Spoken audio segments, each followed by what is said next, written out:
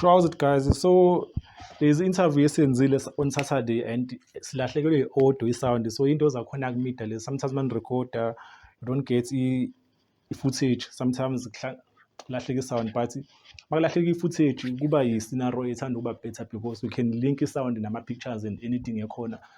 So lethu uzokwazi ukurekhoda, but once walahlekelwe i-sound like yo, kuba very difficult ukuthi ukwazi ukuthi lento yakho yenze sense because solahlekelwe like into kade ikhulunywa. So khona interview esenzile, I think it was around 10 a.m. Safia Durban July. So there's designer yenye i-brand kade kuyiyona ethanda ukuthi outstanding because sithe masingena sabona like ama-garments akhe ukuthi no, I think this one even ase-stage masukubeni show yena umuntu uzoba khona kuma-top designer, maybe top 5 noma top 10 like noma best couple, but besibone because ama-outfits akhe nje abe outstanding and I think bebamamphe bebe-praise. So manje baningi ngigqoka ama-design amahle vele egqame aphopha out because ke nabonakala ukuthi vele abantu abamechayo. So naye lo sisi lo I think isename yakhe yamkhwanazi because i-audio mangilalela le ekhona le original audio le camera ayikho ifa and futhi seduze ke-radio so akuzwakali kahle, but I think isene yakhe umkhwanazi and ama-design akhe aphumile ku-top 10 like u-best couple bekhona. I think i-best male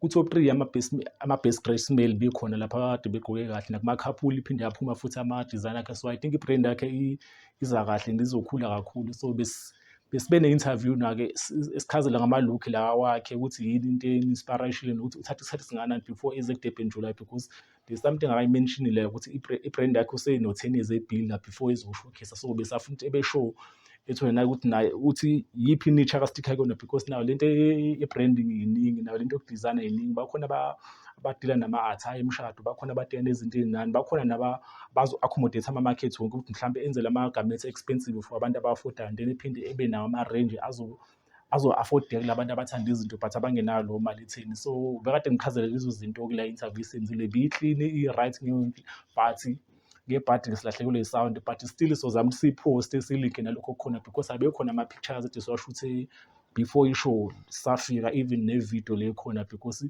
one of ama-designer ade hamba nayo ukas-approach wasibuza ukuthi yini esi-accredit kule brand yakhe. Samtshela no, I think isimple and ongakwazi noyiqona nasemgaqweni. So that's why besi-focus kona because bibukeka ngathi into ongakwazi ukugqoka nje anyway, doesn't mean uzoye kuma-runway show la uzofika uyigqoke khona. So bekuyilo interview esiyenzile but-ke ilahlekile i-sound, but I don't think kumele si-delete songizozama manje just ukuphosta lokho kade kukhona sifa lo interview yakhe because nabe singawazanga ukuthi sithole inamba yakhe because besicabanga ukuthi sazoba khona enye i-chance usuku beseludi mhlawumbe ukuthi no-okay sesirecovile i-sound ayikho, maybe sophinde sithola another clip simbuyise back, but bekungekho easy because even nama-TV ama-cameras o-ANC bebe-focus kula bantu vele abama-designer. So bekungekho kulula sithole attention yabo. So yeah, sikutholile-ke but into kanje zenzeka ku-media-ke. So nje but I think i-brand yakhe isazoba big kakhulu, maybe kulo nyaka olandela engayiwina maybe i-first prize ye-Durban July because izinto zakhe zi-unique and zi-inspire izinto zoburasta like ama-rasta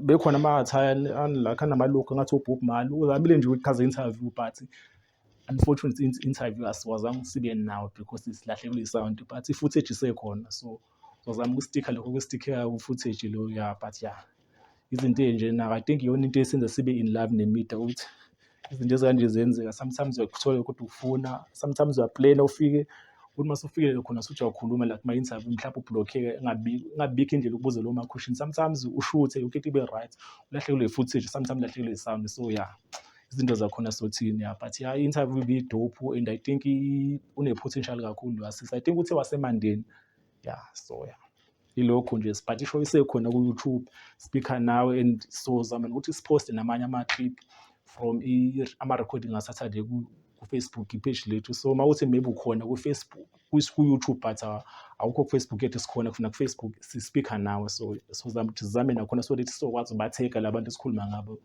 sithole ama-numbers because nale page lethu la ku-Facebook alenzi kahle because I think selbe khona more than 3 years but we're sitting on 1,000 something. So yeah sazama ukuthi siliphushe nalo so but anyway speaker now I'm your boy Taylor DJ. Okay,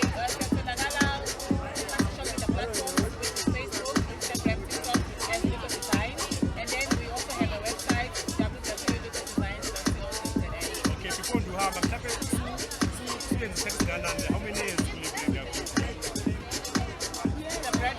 Make sure guys register.